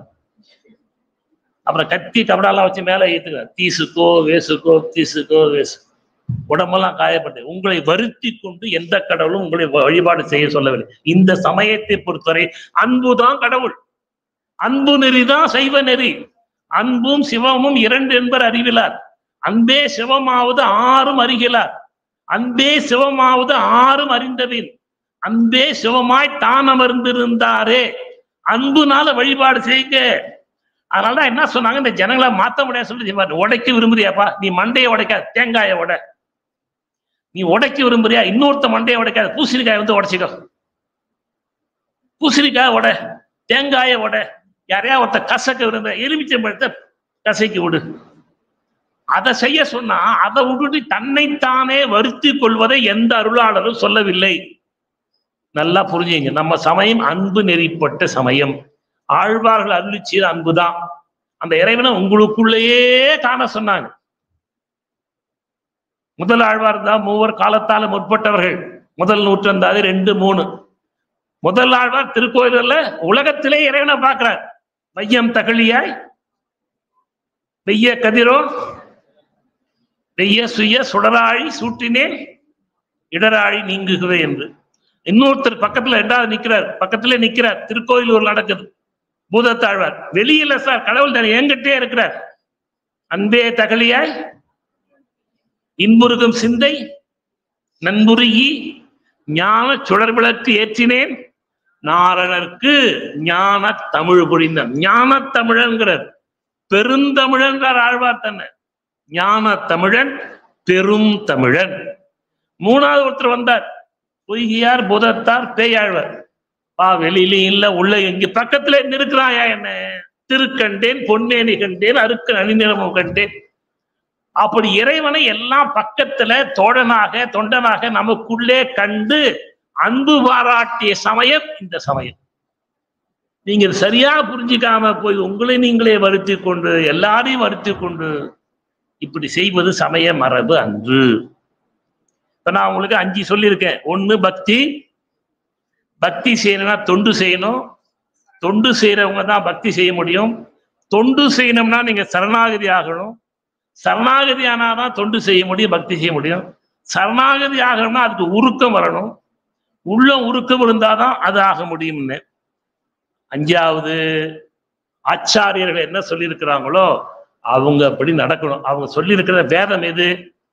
சைவத்துக்கு 12 திருமுறை, பின்னாடி தாய்மானவர் சேர்த்துக்கலாம், அவளை சேர்த்து.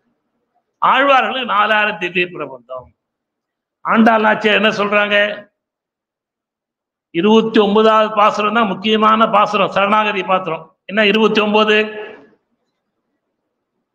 சிற்றம் சிறுகாலே வந்து உன்னை சேவித்து உன் பொற்றாமரையடியே போற்றும் பொருள்களாய் பெற்றம் மெய்த்துண்ணும் குலத்தில் பிறந்தாலும் நீ எங்களை குற்றேவல் கொள்ளாமல் போகாது இற்றை பறைகொள்வான் என்று கான் கோவிந்தா. எற்றைக்கும்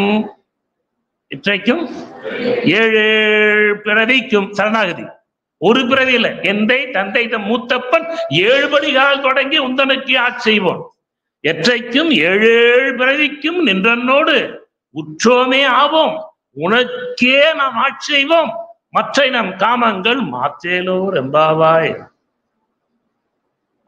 ஆண்டாலும் வெறுமனே போய் வணங்கக்கூடாது, நம்ம ஒத்துக்க மாட்டாங்க. ஒழுங்கா 30 பாசுரத்தையும் மனப்பாடம் பண்ணி அவங்க முன்னாடி போய் சொல்லி மனப்பாடம் பண்ணி ஒப்பிச்சா அவங்க மகிழ்ச்சி அடைவாங்க. ஒரு சாதாரண உலகிலா ஒருத்தரை பார்க்க போறோம், என்ன பண்ண போறோம்? அவங்களுக்கு பிடிச்சதானே செய்யறோம். ஒரு பூ வாங்கிட்டு போறோம், பழம் வாங்கிட்டு போறோம்ல. கோயிலுக்கு எல்லாரும் வெறுங்கையோட போறீங்களே. எந்த கோயிலுக்கு போனாலும் ஒரு முழம் பூ வாங்கிட்டு போகணும், மனமுள்ள பூ வாங்கிட்டு போகணும். சிவன் கோயிலா இருந்தா வில்வ இலை வாங்கிட்டு போகணும், பெருமாள் கோயிலா இருந்தா துளசி இலை வாங்கிட்டு போகணும். குறைஞ்சது ஒரு முழம் பூவாது இருக்கணும். எல்லாரும் வெறும் பாருங்க, இப்ப போய் பார்த்தா தபா தபா தபன் 10 பஸ்ல இறங்கி 10 லட்சம் பேர் போறோம். எதுக்கு போறோம்? அங்க போய் இடம் தூக்கிட்டு வரான். கோயில் என்னென்ன இருக்கா எல்லாத்தையும் பிச்சு போறாங்க. நீ கொடுக்கணும். இப்போ ஒரு பெரியவரை பார்க்க போனா நீங்க அங்க அவர் வீட்டுல இருந்து எடுத்துட்டு வந்தா என்ன நினைக்கும், உங்களுக்கு என்ன ஆகும்? அப்போ கோயிலும் அப்படித்தானே. கோயிலுக்கு போற பொழுது நீங்க கையில ஏதாவது கொண்டு கொடுக்கணும்ல, ஒரு முழம் பூ இல்லையா? எந்தெந்த கோயிலுக்கு அதுக்கேற்ற மாதிரி போயிது. அம்மன் கோயிலா இருந்தா ஒரு எலுமிச்சம்பழம். இப்படி கோயிலுக்கு நீங்க எதுவுமே செய்யலையா, தொண்டா செய்யுங்க.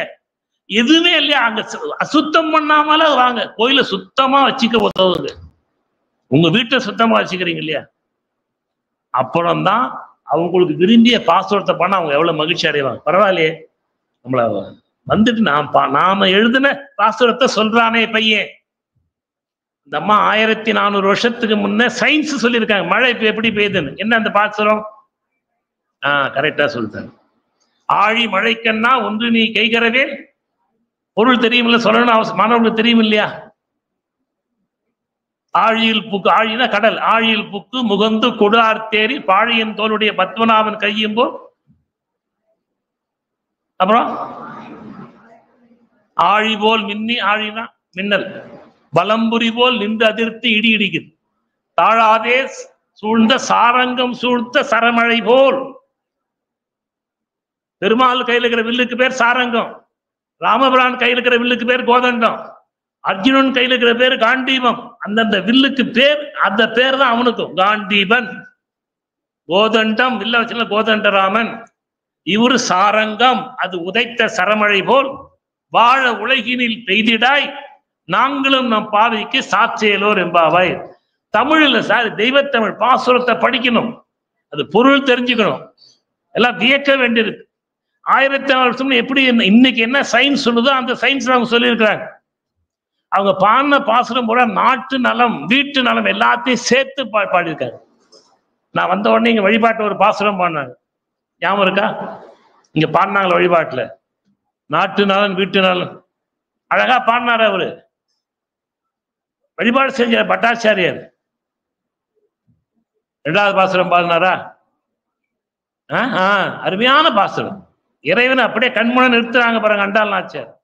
ஓங்கி உலகளந்த உத்தமன் பேர் பாடி நாங்களும் நம் பாவைக்கு சாற்று நீராடினால் தீங்கின்றி நாடெல்லாம் நாட்டு நலம் தீங்கின்றி நாடெல்லாம் திங்கள் மும்மாறி வெய்து ஓங்கு வெறும் சென்னல் ஊடு கைலுகுல பூங்குவளை போதில் பொறிவண்டு கண்படுப்ப தேங்காதே புக்கிருந்து சீர்த்த முகை பற்றி வாங்க குடம் நிறைக்கும் வள்ளல் பெரும்பசுக்கள் நீங்காத செல்வம் நிறைந்தேலோர் எம்பாவாய்.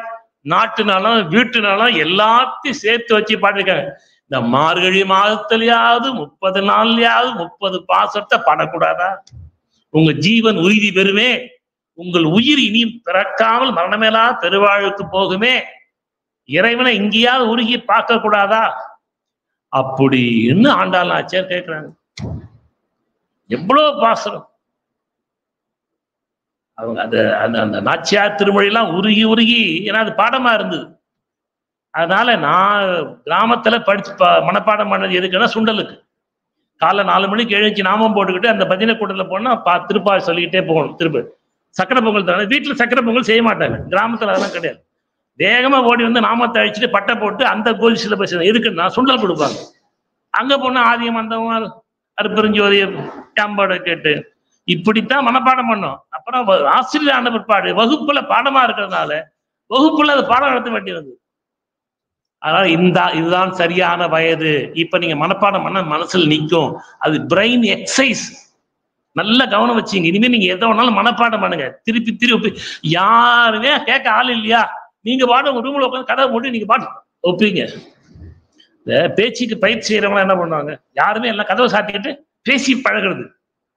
அந்த மாதிரி பாட்டை ஒப்பீங்க. அப்பதான் பிரெயின் ரொம்ப ஷார்ப்பா இருக்கும், ரொம்ப இளமையா இருக்கும். இல்லைன்னா பிரெயின் அப்படியே. என் கூட பணி செஞ்ச பாதி பேருக்கு நினைவாட்டு இல்லாம இருக்கிறாரு.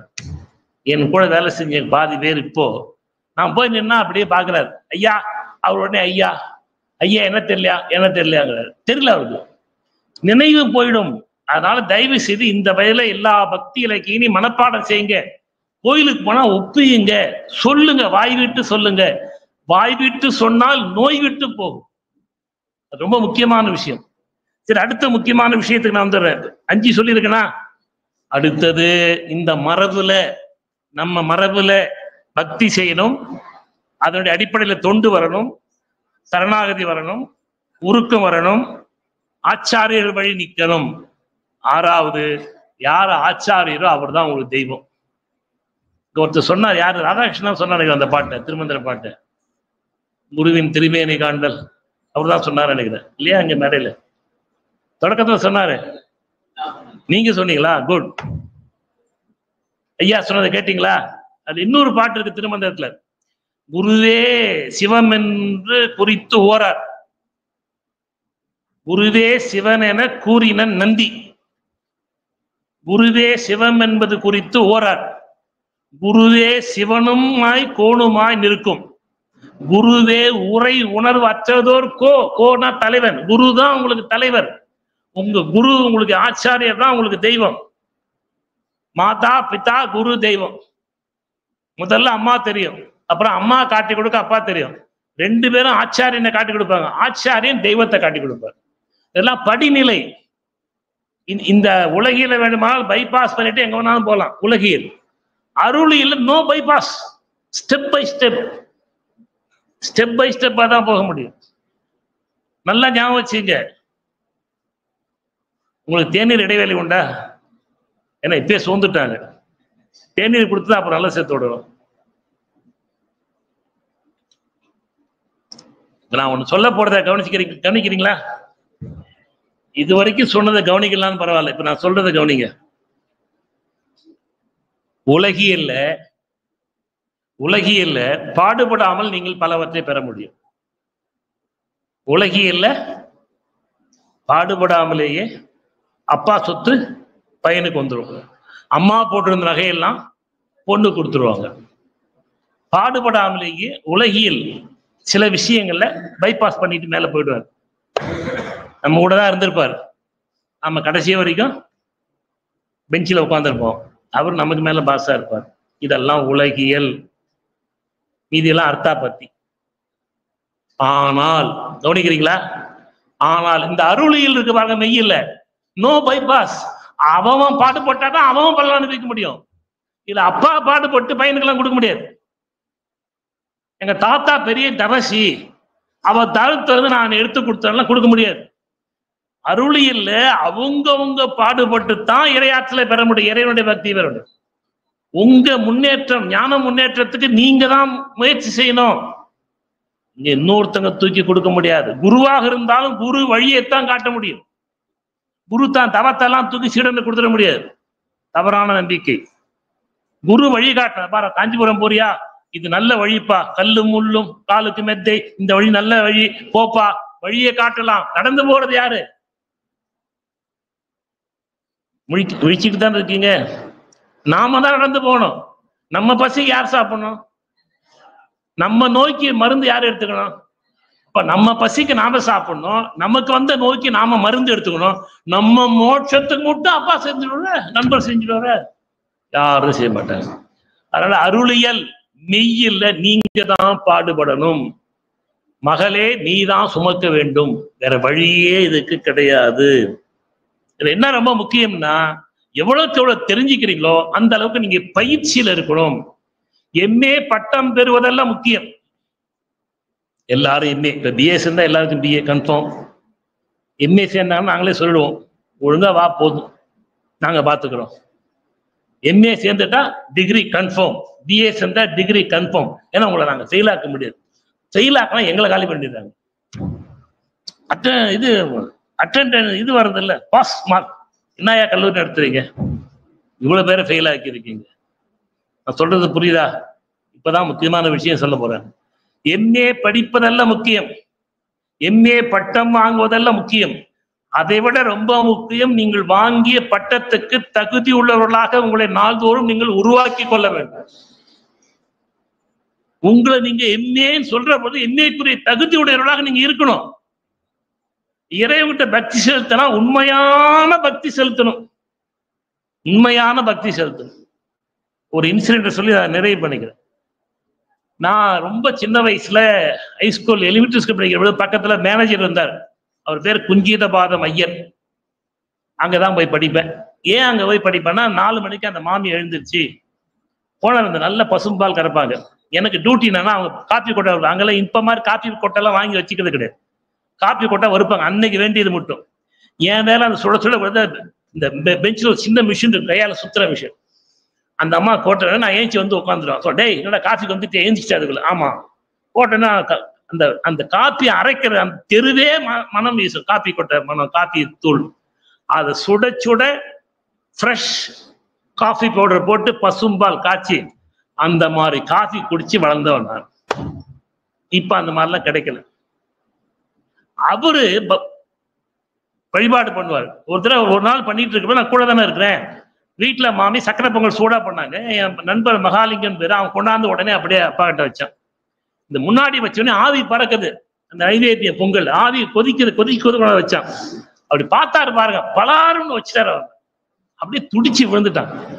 மாமி எதுக்கு அடிச்சீங்க, ஏன் பையனை அடிச்சீங்கன்னு அவர் சொன்னாரு பாருங்க ஒரு வார்த்தை. அதான் பக்தி. அவர் சொன்னாரு, கொதிக்க கூட நைவேத்தியம் வச்சிருக்கேன், பகவானுக்கு சுடாதான்னு கேட்டார்.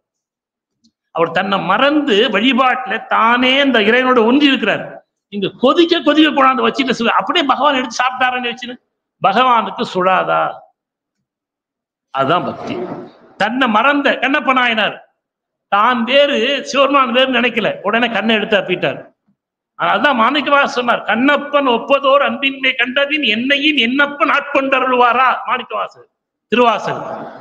அன்பிலே தோய்ந்து போகிறார்கள், அதுக்கு பேர் தான் பக்தி. அந்த மாதிரி பக்தி வரணும்னா நீங்க தொண்டு செய்யணும். உண்மையா தொண்டு செய்யணும்னா எதையும் எதிர்பார்க்காத தொண்டு. அதுக்கு உதாரணம் சொல்லணும்னா மணி 10 ஆயிடுச்சா, ஒப்புரவர் இதுல ஒரு அதிகாரம் இருக்கு. பல பேர் இன்ன வரைக்கும் அது சரியான விளங்கி கொள்ளல. தொண்டு செய்தல், எதிர்பார்க்காமல் தொண்டு செய்தல், எதிர்பார்க்காமல் உதவி செய்தல். நான் தெளிவா எழுதிட்டேன். அதுக்கு நான் திருக்குறளுக்கு 3 உரை போட்டிருக்கேன். அது ஒப்புரவர்களுக்கு கீழே எழுதிட்டேன். எதையும் எதிர்பார்க்காமல் எல்லா உயிர்களுக்கும் எல்லா நேரத்திலும் செய்யக்கூடிய உதவிக்கு பேர் தான் ஒப்புரவர்கள். உள்ளூர் பழம் பழுத்தற்றார். ஒரு பழுமரம் உள்ளூர்ல படுத்திருக்கு, அது ஆம்பளைங்களுக்கு தான் கொடுக்கணும், விலங்குகளுக்கு கொடுக்க மாட்டேன், பாம்பு கொடுக்க மாட்டேன்னு சொல்லுமா? அந்த பழுமரத்தை என்ன பண்ணும், அங்க இருக்கிற எல்லாரும் சாப்பிடுவாங்கல்ல, எந்த நேரத்திலையும் சாப்பிடுவாங்கல்ல, டைம் லிமிட் இருக்கான. சில பறவைகள் ராத்திரியில தான் போய் வெவ்வாறு சாப்பிடும், அது வேண்டாம்னு சொல்லுமா? ஊருணி நீர் நிறைந்தால் பெரிய குளம் இருக்கு, எல்லா மிருகமும் எல்லா மனிதர்களும் எல்லா விலங்குகளும் எந்த நேரத்திலையும் போய் தண்ணி சாப்பிடும், அது எதாவது எதிர்பார்க்குதா? இதை கொடுத்துட்டு தான் தண்ணி சாப்பிடணும். மருந்தாகி தப்பா மரம் எல்லாம் அந்த அதிகாரத்திலே வருது. இப்படி எந்த நேரத்திலையும் எல்லாருக்கும் எதையும் எதிர்பார்க்காமல் செய்வதற்கு பேர் தொண்டு. அதுக்கு பேர் தான் ஒப்புரவு அறிதல். இப்ப 4 சொல்லியிருக்கேன். என்ன 4 சொல்லியிருக்கேன்? பக்தி, தொண்டு, சரணாகதி, உருக்கம், ஆச்சார் வழி. அதான் 12 திருமொழி செய்ய நடக்கணும், 4000 தீவிரம் நடக்கணும், 6 குரு. இந்த குரு தான் ரொம்ப முக்கியம். அதனால நான் நிறைவா சொல்லணும்னா, ராதாகிருஷ்ணன் பேராசு வந்து உட்கார்றாருன்னா என்ன அர்த்தம்னா, டைம் ஆயிடுச்சு சீக்கிரம் முடிச்சுக்கலாம் இருக்கும்.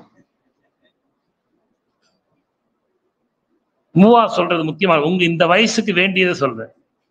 நம்ம சுற்றி 1000 பிரச்சனைகள் இருக்கும், நம்ம திருத்த முடியாது. நாம இந்த நாட்டெல்லாம் மாற்ற முடியாது, தனி மனிதராக செய்ய முடியாது. ஆனா எல்லாரும் எல்லா பிரச்சனையும் தள்ள தூக்கி வச்சுக்கிட்டு உங்க நேரத்தையும் காலத்தையும் வேஸ்ட் ஆகுறீங்க. இத மூவா ரொம்ப அழகா ஓமையோட சொன்னார். நம் தலைக்கு மேலே கழுகுகளும் பருந்துகளும் பறந்து கொண்டுதான் இருக்கும், அவற்றை நம்மால் தடுக்க முடியாது. தலைக்கு மேல காக்கா பறக்காத டொக் அப்படின்னு சுப்பாயில் சுட முடியுமா? எத்தனை காக்கா சுடுவீங்க, அதுக்கப்புறம் காக்கா நிறைய வந்துடும். அவர் சொல்றாரு, நம் தலைக்கு மேலே கழுகுகளும் பருந்துகளும் பறந்து கொண்டுதான் இருக்கும், அவற்றை நம்மால் தடுக்க முடியாது. ஆனால் நம்மால் ஒன்றை செய்ய முடியும், அவை நம் தலையில் கூடு கட்டாமல் நம்மால் பார்த்து. நாம எல்லாம் கூடு கட்டுகிறோம், தூக்கி ஊர் பிரச்சனை, வம்பு பிரச்சனை, காலில் பார்த்து, டிவியில பார்த்து, பேப்பர்ல பார்த்து, நம்ம தள்ளத்து நம்ம ஐயோ ஐயோ பொய்யோ. நீங்க ஐயோ பொய்யா இருந்தாலும் ஒண்ணு நடக்க போறது. நீங்க படிக்கிற வேலையை மட்டும் இப்ப பாருங்க. உங்க பிரச்சனை என்ன? படிப்பது. இறைவனை ஏதேனும் ஒரு தெய்வத்தை இந்த 4 நெறிகள்ல சரியாக உங்களுக்கு எது பிடிக்குதோ அதை எடுத்து வழிபாடு செய்யுங்க, மனதில் நிறுத்துங்க. அப்புறம் மிக முக்கியமான இந்த பக்தின்னு வந்துட்டீங்கனாலே சமயத்துல ஒழுக்கம் ரொம்ப முக்கியம். ஒழுக்கம் உயிரினும் ரொம்ப பொருள். ரொம்ப ரொம்ப ஒழுக்கம் முக்கியம். அதுல மனத்துமே ரொம்ப முக்கியம். அதுதான் 4வது அதிகாரத்தில் 4வது குறள் அடிக்கடி சொல்றது. மனத்துக்கண் அனைத்தரன் ஆகுல நிரபர ஆரவார தன்மை. அது தேவையில்லை. நமக்கு வேண்டி நம்ம சரியாக இருக்க வேண்டும். ரொம்ப முக்கியம். விதிகளை பின்பற்றி வாழுங்கள். இப்ப கஷ்டமா இருக்கும், ஆனா எதிர்காலத்துல உங்களுக்கு அதுதான் பயன் தரும். நீங்க விளையாடுறீங்க வீட்டுல, இந்த ஒரு சந்தேகத்துக்கு பதில் சொல்லுங்க, நான் முடிச்சிடுறேன். இந்த பக்கம் தான் கேள்வி கேட்க போறேன். அந்த காலத்துல உங்க வீட்டுல கேரம் போர்டு இருக்கா? இருக்கு. கேரம் போர்டு விளையாடுறோம், அண்ணன் தம்பி ஸ்கூல்ல விளையாடுற தம்பி பார்த்தா ஜெயிக்கிறதுக்கு டக்குன்னு ஒரு காயை எடுத்து கீழே போட்டான். கருப்பு சிவப்பு காய் இருக்குல்ல, அண்ணன் கவனிச்சான், ஓங்கி வச்சான் தம்பியை பல்லாருன்னு. அவன் துடிச்சு சுருண்டு விழுந்துட்டான், அம்மான்னு கத்திட்டான். உடனே அம்மா அங்கிருந்து ஓடி வந்தா, எதுக்குடா தம்பியை போட்டு அடிச்சே? பவுல் ஆட்ட ஆடுறான், தப்பாட்ட ஆடுறான், கோபம் அடிச்சுட்டான். அம்மா, நான் இப்ப உங்களை கேட்கிறேன், நீங்க பொழுதுபோக்காக விளையாடுறீங்க, ஜஸ்ட் ஃபார் டைம் பாசிங், வெறும் விளையாட்டு, ஜஸ்ட் ஃபார் பிளே. இதுல தப்பாட்டானா சரியாட்டானா? எதுக்கு இவ்வளவு கோபம் வந்து இவ்வளவு அடிக்கிறீங்க அண்ணனே தம்பியோ? ஏன் கோபம் வந்தது உங்களுக்கு? வெறும் விளையாட்டு தானே. விளையாட்டாக இருந்தாலும் விதிகளை பின்பற்ற வேண்டும் என்று நம்ம ஒவ்வொருத்தருடைய ஆழ் மனதிலும் இருக்குல்ல. சரிதானா சொல்றது? அது விளையாட்டு தான். Just for play, just for fun, பொழுதுபோக்கு விளையாடுறோம். விளையாட்டாக இருந்தாலும், தம்பியாக இருந்தாலும், தங்கையாக இருந்தாலும் விதிகளை பின்பற்றி வாழ வேண்டும். விளையாட்டுக்கே, சாதாரண விளையாட்டுக்கே விதிகளை பின்பற்ற வேண்டும் என்று ஒவ்வொருத்தர் ஆழ்மான நினைக்கிறீங்களே. வாழ்க்கை என்கிற மிகப்பெரிய விளையாட்டை விளையாடி கொண்டிருக்கிறோமே, இதுல ஒழுக்கம், நேர்மை, நாணயம் என்ற சில விதிகளை பின்பற்ற வேண்டுமா வேண்டாமா? அது கேட்கல, சரியா கேட்கல. அப்ப கொஞ்சம் கேட்டு. அப்போ வாழ்க்கைக்கே விதிகளை பின்பற்ற வேண்டும் என்றால் சமயம் என்று வருகிற பொழுது சில விதிகளை பின்பற்றி வாழ்ந்தால் சமயம் உங்களை தூக்கிவிடும். அந்த பக்தி உங்களை கரை சேர்க்கும் பகவான்கிட்ட போய். இல்லை என்றால் நீங்கள் கரை சேரமாது. ஆனா ரொம்ப முக்கியம் என்னன்னா, பக்தியில என்னென்ன சொல்லியிருக்க சொல்லுங்க பார்க்கலாம். நினைவு பெண்கள்ட்ட இருந்து அங்க இருந்து வரணும், பின்னாடி இருந்து என்னென்ன 6 சொல்லியிருக்கேன்.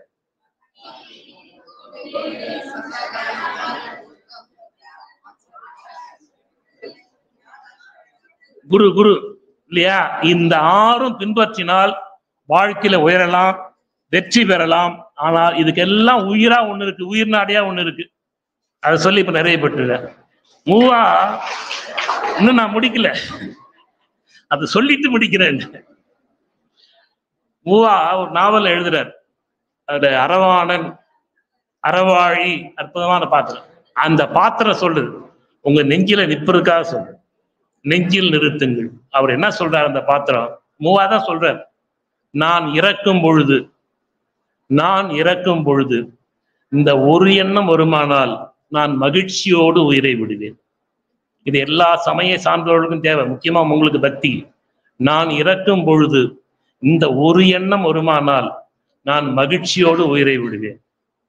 வாழ்நாள் முழுமையும் ஒழுக்கத்தில் உறுதியாக இருந்து ஒரு நெறியில் நின்று வெற்றி பெற்றேன் இந்த பிறப்பில் இந்த எண்ணம் வருமானால் நான் மகிழ்ச்சியோடு உயிரை விடுவேன். அப்படி யாரெல்லாம் ஒழுக்கத்தில் உறுதியாக இருந்து ஒரு நெறியில் வெற்றி பெற்று வாழ்கிறீர்களோ இறைவன் உங்களை தேடி வருவார். அதுதான் நம் சமய நெறி. வணக்கம்.